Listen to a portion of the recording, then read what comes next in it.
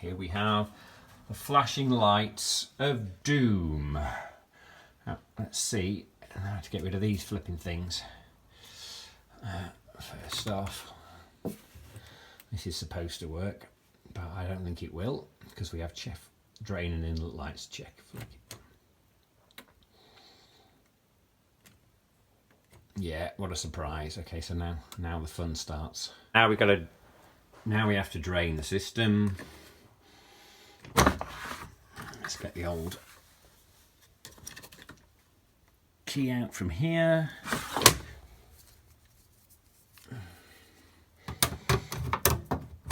And make a mess of the floor. It's bound not to all fit in here.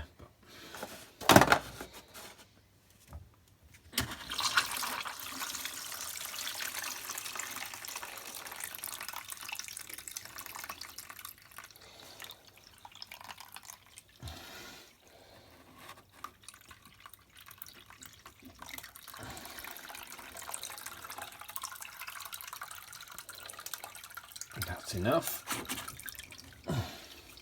Okay, this doesn't look too bad.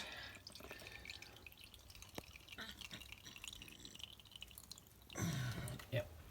Right, now we'll stick this back in.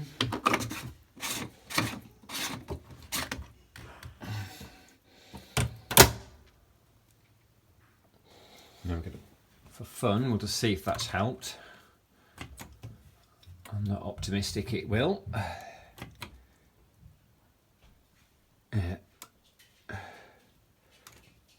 Let's let me open the door.